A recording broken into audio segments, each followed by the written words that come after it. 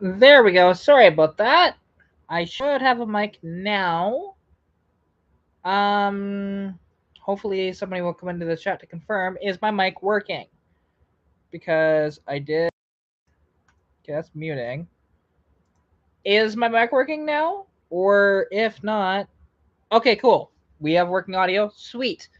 All right. Yeah. Sorry about that. I had the wrong input for the thing. I had it for my headset instead of the the camera. So, anyways, let's try this again.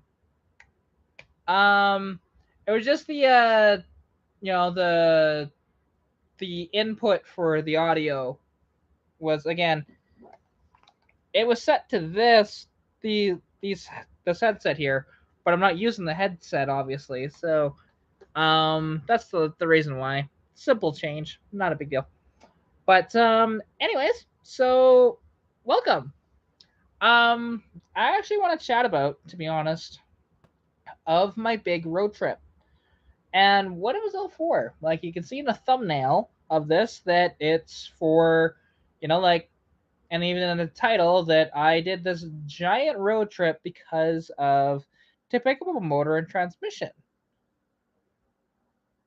Oh, you picked up a new Mustang. What did you pick up? That's kind of cool, actually. Is it another Fox body? Is it a new Edge? S197? 94. Okay, so SN95, 3.8 or 5 liter. Wait, what just happened there? Sorry, I have the Minnesota Dallas game is currently in OT at the moment. Oh, 3.8 5 speed. Hey, that's pretty cool. You have the T5 manual in that thing. And those 3.8s, like people will say, oh, they're so slow, whatever. I mean, they made like it was about close to 200 horsepower out of them, which is pretty decent. And you can put a tune on them and stuff like that and make them even better. It's amazing. How did that not go in? Wow. But those are cool. I do like the SN95s. But like something though, because this road trip is interesting because I didn't even do it for my own car, to be honest. Well, part of it might be depending on it needs help. I paid $800. Well, hey, you know what? That's what it's all about. Because buying a car that's already ready for the road is one thing, but being able to like work on it yourself and get it back on the road, that's just there's something about that is just so lovely.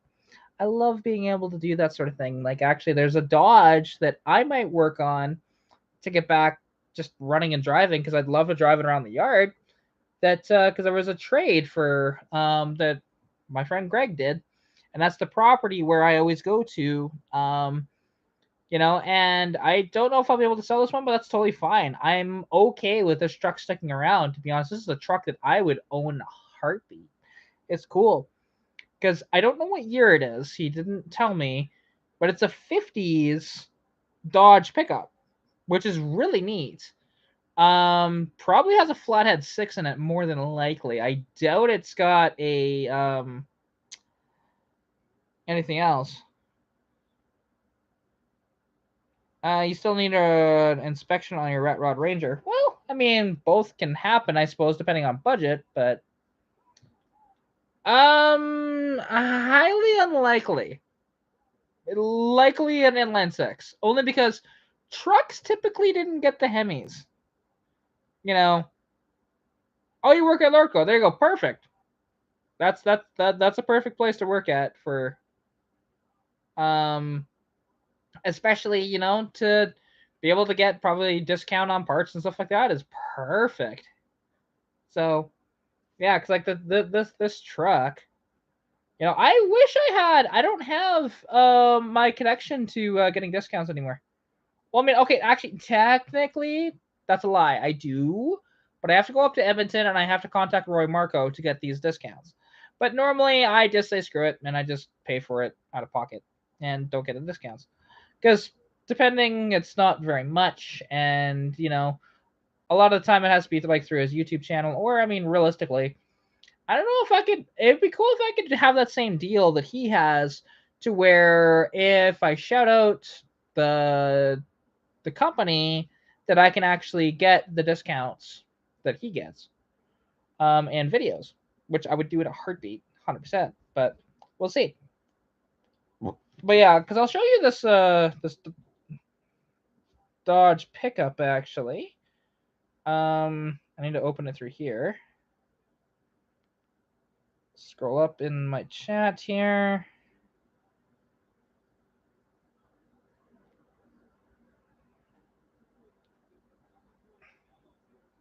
See, and I don't know what year it is. I haven't a clue. I mean, there is a yellow plate on it, but I can't even tell. And even then, yellow plates weren't introduced until I believe it was the 70s. So, come on, focus.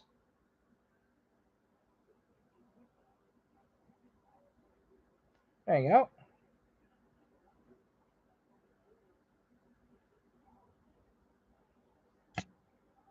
Again, I don't know the year of this. I want to say it's maybe like a 52, 53 maybe, but I mean, if it is a Hemi, it'd be really cool to play with. And I just want to make sure. Okay, do this. There we go. Making sure it focuses properly on the camera.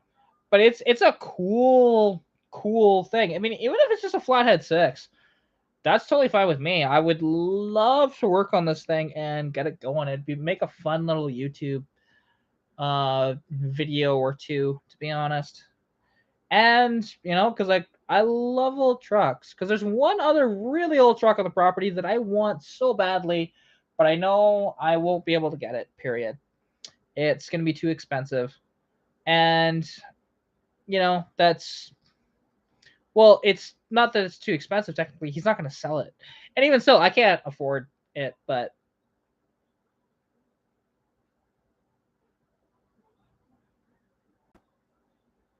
yeah, it's true. Like it would be nice if I could get some of those discounts here. But like honestly, though, Lordco for me, I have to travel. The closest is in, I believe, Calgary is the closest. So it's like about an hour and 20 minutes, give or take, maybe a little longer than that, because it's like more central to Calgary, so probably closer to like an hour and a half actually. But it's one of those things that would be nice, but it's okay.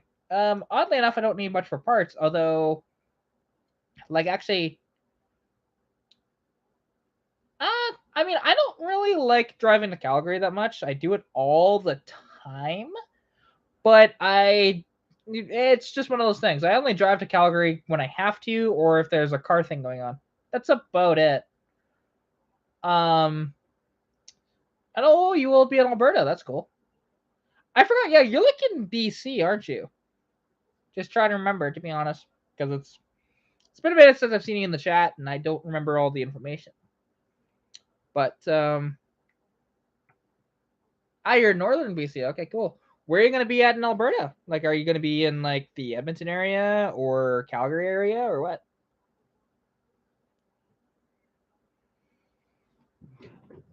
Oh, you're gonna be all over. Okay, cool.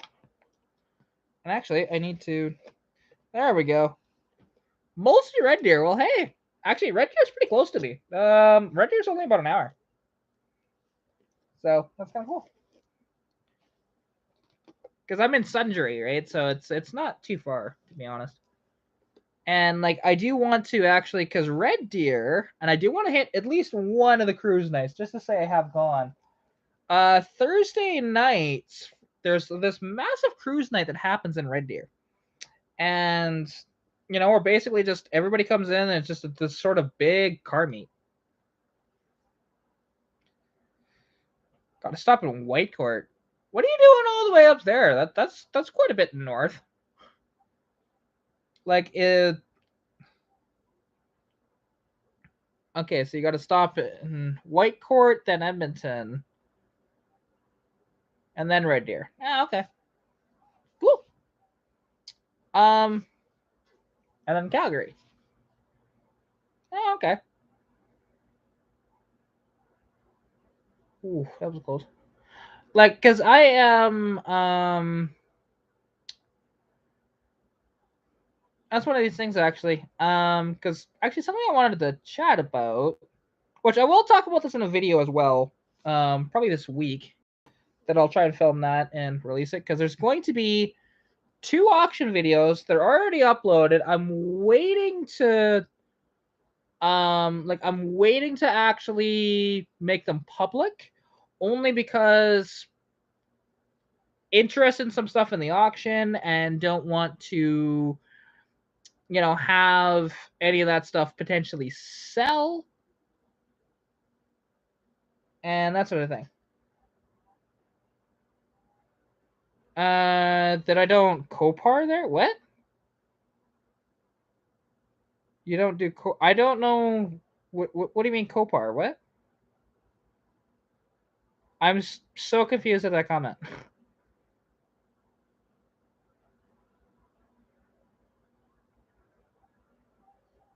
Oh, nice goal, Minnesota.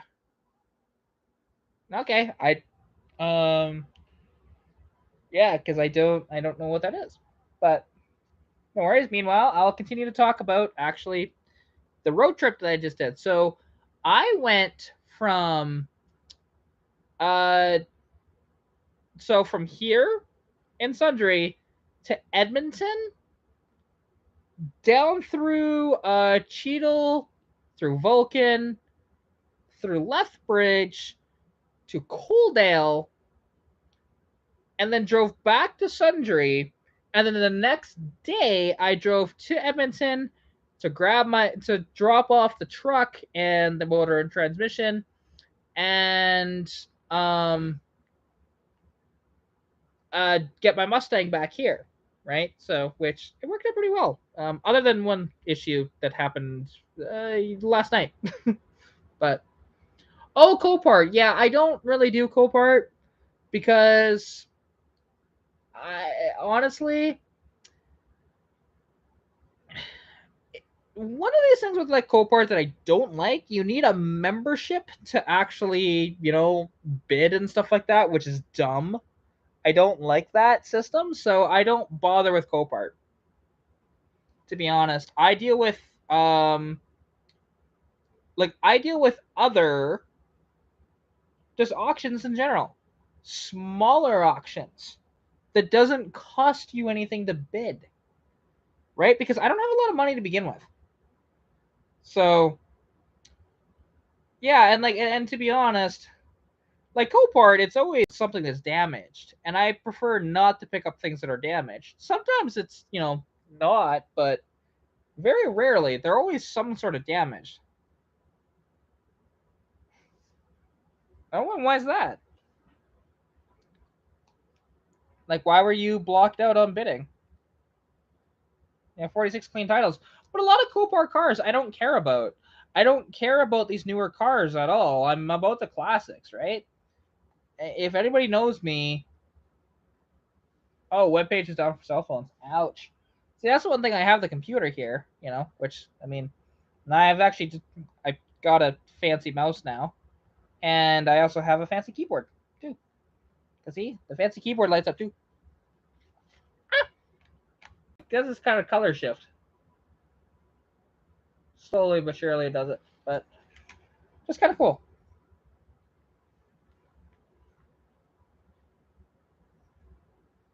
See, the one thing is, for me, I I find Fox bodies all the time for cheap. Like the 81 Capri last summer, picked it up for $650. There's another Fox body Capri that is at another auction. It's currently at $650, but it's actually too much money at that because of the condition of it. Um, and it's just been sitting for a long time. And I can't even tell if the motor's locked up or not in it, to be honest. But it's kind of cool because it's a 1980 2.3 turbo car that happens to be a 4-speed manual. So it's quite interesting. But the 2 front tires are flat.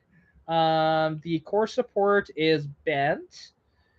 It's had a bunch of mice in the interior, and it's been sitting for God knows how long. Right? So this thing, realistically, I only value it at maybe $500. It's already at $650. So also the hood is a little bent. There's rust in the roof, and yeah, that's just how it goes.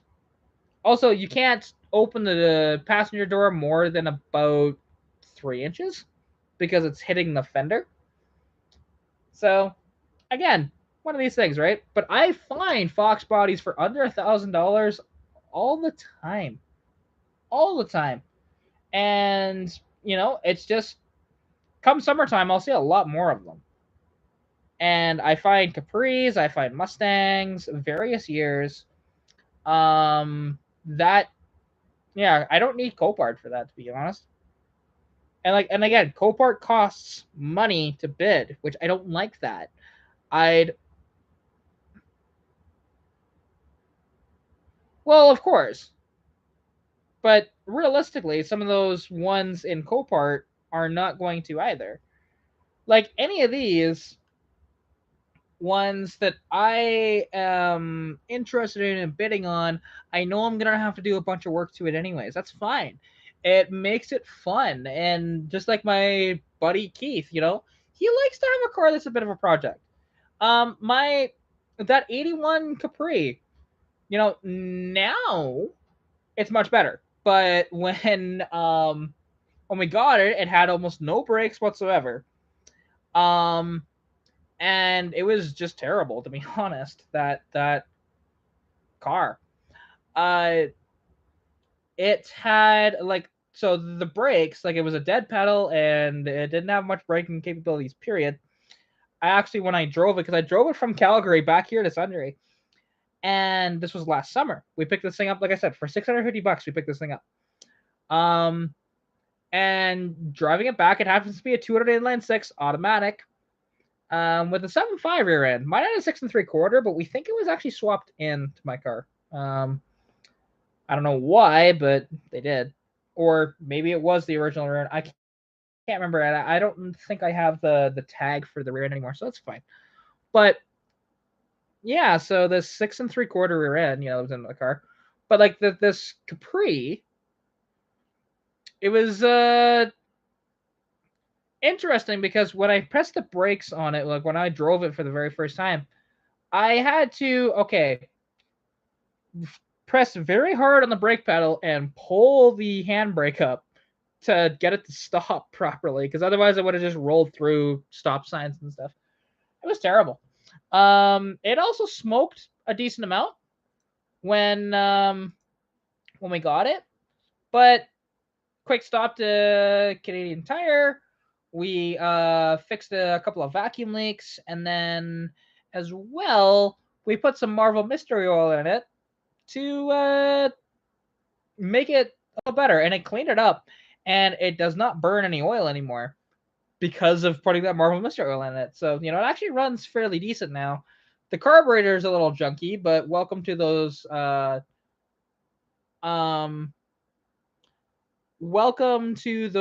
barrel carbs, especially when you take out all of the emissions stuff. Like all of it's disabled. So it's one of those things. It's just kind of a bitch to cold start it, but then once it's cold started, it runs just fine. And the exhaust had to be repaired as well, so that's been fixed. And but unfortunately, when I got it and drove it, because I had it here in town and I was, doing some work to it, like I deleted basically all the emissions that I could, because we don't have emissions testing here, and um a lot of the emissions, like, and I didn't really replace much. It was just all the vacuum lines under the hood that it didn't need. I got rid of every single one of those. And then after I did that, I took it for a little bit of a drive, and I noticed that, like, I thought it was a transmission issue, because the transmission, I did have to like manually shift it. It didn't really want to shift in time, but it would shift eventually. However, after the incident of the front brake calipers actually seized up, or at least the one did on me, and the other one did on Keith when he got it up to Edmonton. So driving it around with the caliper sort of seized up, it smoked that C4 automatic. If you manually shift it, it's fine, but you put it in drive, it does not know when to shift at all, and it's just bad. So it's one of those things that it's not very good in that regard. But it's okay. That's the whole reason why I did that massive road trip, because somebody in Coaldale, Alberta, which it was so nice to get down there again. It's been so long since I've been down there. I grew up in the area, so like I said, I did about 1,500 kilometers, give or take, in the past 4 days, to be honest. So actually closer to actually 3 days, to be honest. It's just a lot of driving, and I love driving, but and this, so like the transmission was smoked, but this guy in Coaldale had a motor and transmission from an 81 Fairmont. Perfect, right? And I remember seeing the ad for this car, and he snatched it up pretty quick, actually, because it didn't last very long. It was a Fairmont wagon. Again, 296, and that sort of thing. And, it's just one of these things. And I normally don't drive quite that far. It's not unusual if I did, like, day trips to Edmonton. I don't do as many day trips to Edmonton anymore. I usually spend the night in Edmonton and then go back the next day or whatever, or spend a few nights in Edmonton. But, yeah, and I was doing it in this 2004 Dodge Dakota, which was just, terrible, terrible truck. As in, actually a good truck. Reliable, ran pretty good, got pretty good gas mileage, except for the bad batch of gas that it had. That made it just run not great, and it got terrible gas mileage. Just absolutely dreadful gas mileage. But, now it's not so after that, though, it's not so bad. And but the problem was, sorry, just so the problem was, though, is that the seat is very firm in that car, in that truck, and it doesn't really, give me any support whatsoever. Like, my lower back was like in quite a decent amount of pain. And actually it got to a point where, so I drove from Edmonton all the way down through, Cheadle, and Vulcan, because I stopped in Cheadle, I stopped in Vulcan, and then stopped in Coaldale, and I stopped in Lethbridge as well because I got some food at Brown Social House. And then I came back up. I stopped in Calgary, and like for a car meet for about 30 minutes or so. And then I hit the road again, and I was up in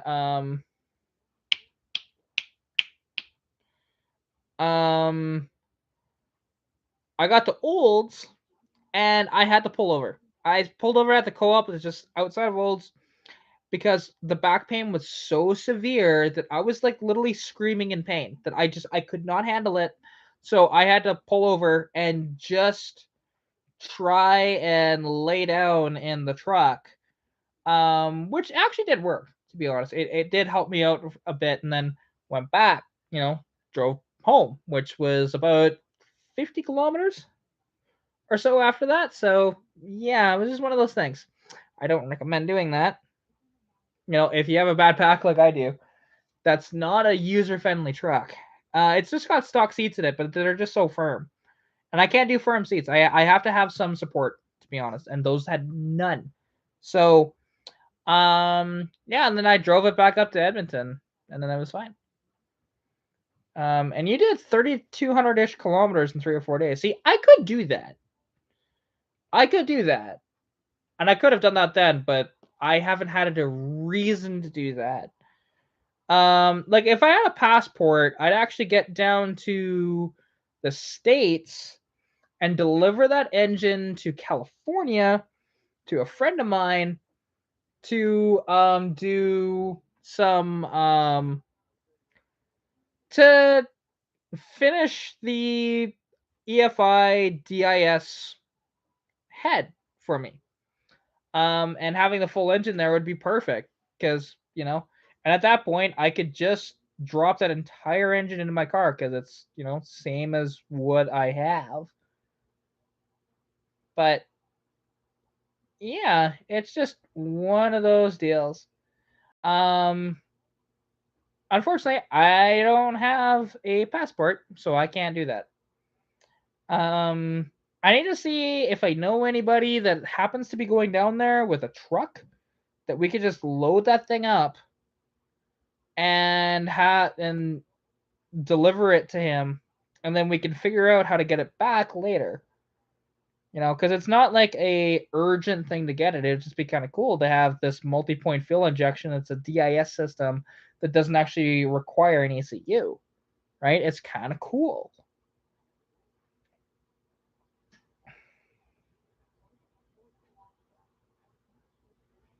But it's one of those deals. And it's for medical trips. See, that always sucks. When it's a medical reason that you have to drive so much, that's terrible.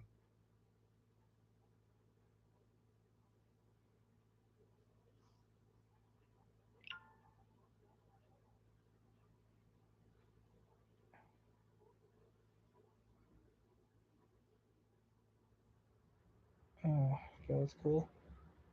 And like something because it's just stuff that's popping up. Um.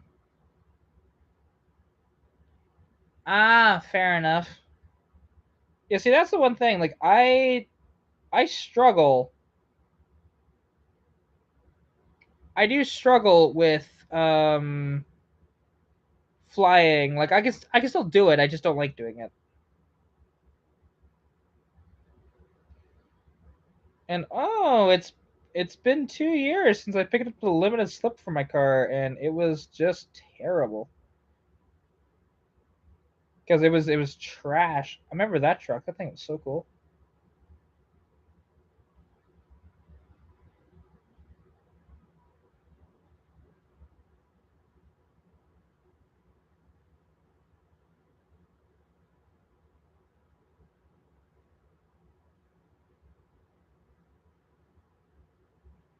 Um, yeah, it's just kind of cool of just looking at memories on Facebook and just seeing the cars that I spot and stuff like that. Because I am a bit of a car spotter. I like to you know take pictures of stuff or film stuff when I can.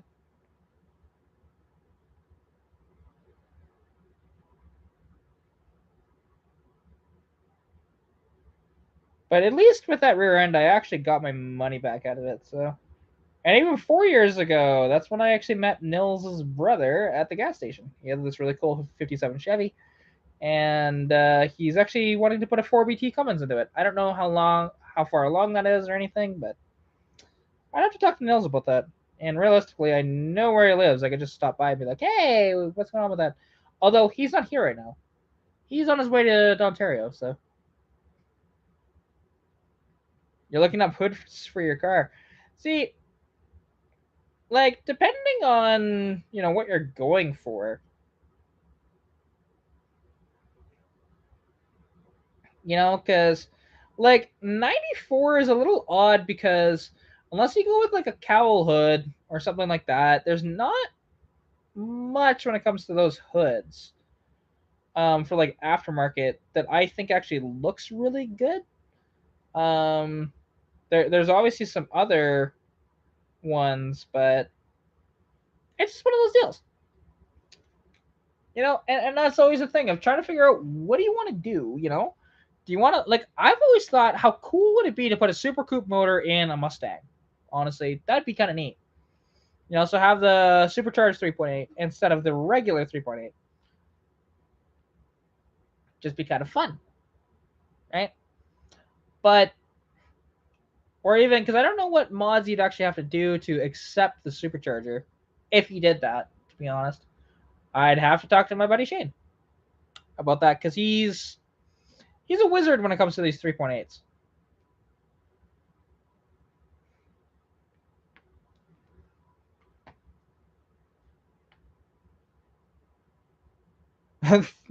Well, okay, so there are some things you would have to do if you did twin turbos, though. I will say that, like, because even though does that come with like everything with the the upgraded head studs, the upgraded head gaskets, the if I remember correctly, you also need like a baffled oil pan for that. Does that include the upgraded rad for it? Does that include like a turbo timer? That's the one thing that these kits usually don't include. It's usually just the turbos and you know the way and the exhaust manifolds. Typically, not all the time, but typically is what I found. Well, okay, if you're twin turbo, you're pushing over 7 psi because otherwise that's a waste of money. It just really is. Where you can just put a supercharger on it and run that, or put a single turbo on it and run that, no problem. Like twin turbo, if you're running less than like probably 15 pounds of boost, I think that's just a waste, to be honest. Because just for the money you're spending, it's a lot. You know, that's a lot of money for very little gains. Like you do that and you only push 7 psi, you're only going to be what? Maybe only an extra 40, 50 horsepower up, right? Like for $3,100, that's a lot of money to spend. You know,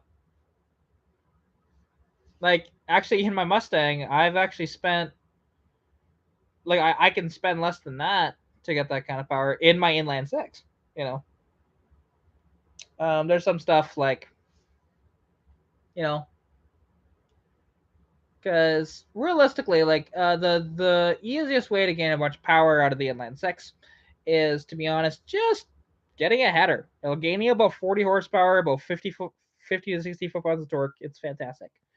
You put that long tube header in it, and then that's about $400 Canadian with shipping. You do that. You can put a turbo on it. You don't have to though. Well, that one, it's not a turbo kit. You'd have to modify that. And I do want to build my own header because I don't have $400 to spend on my car. So, you know, it's just gonna be cheaper that way. And the manual swap was a little pricey. I paid $300 for the transmission. I paid 150 for the bell housing and the flywheel. I then spent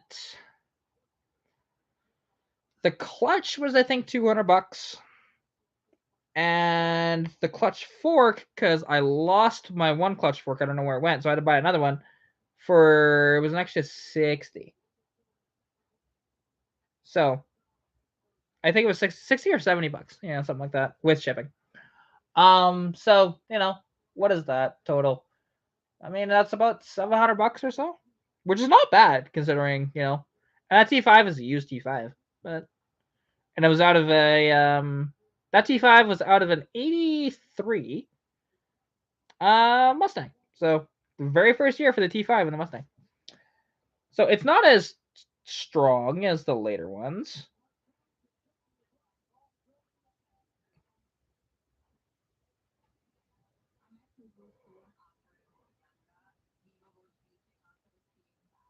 But yeah, it's one of those things. And I know there's like not a ton that you have to do, to be honest, for those to actually gain a bunch of power. It like those 3.8s, they're fantastic engines. At least the late ones like you have are. The early 3.8s are not that good. I have one or had one. It blew up. I got it. I have one in the parts car. That one smokes a bunch, but I could probably put some Marvel Mystery Oil in it and clean it up if I really wanted to, but why? No point to it. It's just a thing that's gonna get scrapped anyways.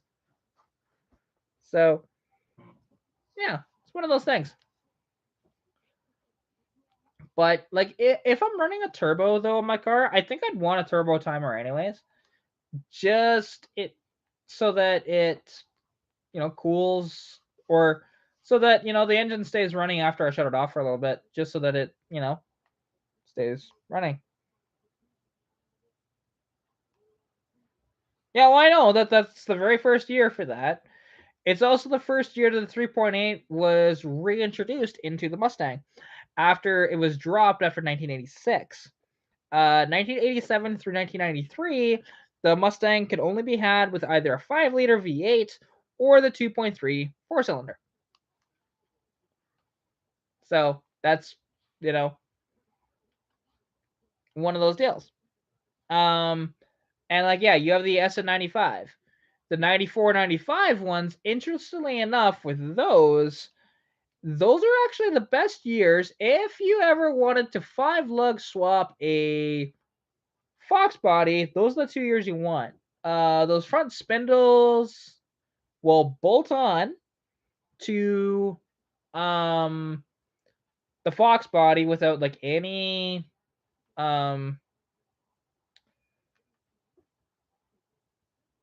without absolutely any modification, and you can run the stock upgraded brakes from an SN95. They're a little bigger. The rear axle, being that 88, is a little wider, not by much though. It's by like just over an inch, if I remember correctly. And you can run that. It's just you can't run quite as wide of tires as you can with like a Fox body rear end. But that's a good one to pick up as well. Those also have the 8/8s in those with the V8s have the 31 spline axles, if I remember correctly. So they're even better too. But yeah, and hey, no worries. Good night there. I don't know how long I'm gonna be doing this, to be honest. I'm quite tired. I should just go to sleep, but I haven't yet. So yeah, I'll just continue talking to myself for a bit and maybe go to bed. But good night. It was wonderful talking to you again. It's been a while.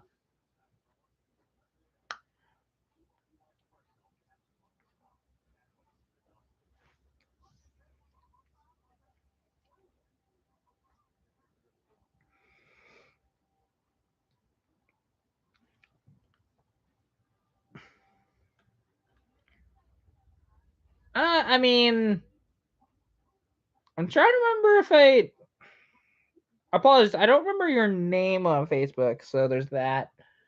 But you can also always reach out to me on Facebook as well. I typically don't reach out to people. It's not anything against any person, to be honest. It's just something I deal with from when I was younger. I was actually ignored quite a bit in school with friends, and I just had some shitty friends, and I just, it really has affected me even to my adult life to really reach out first. There's only a couple people that I do that with, so yeah, it's kind of saddening, but it is what it is. But yeah, so come tomorrow, I'm gonna film a new video. I'm gonna be doing some work to the car, and yeah, stay tuned for that. There's gonna be some stuff out there, so I'm just gonna end the stream because there's no activity. He was the only one. So, anyways, hope you did enjoy. Thank you so much for watching to the end, and chat to you soon.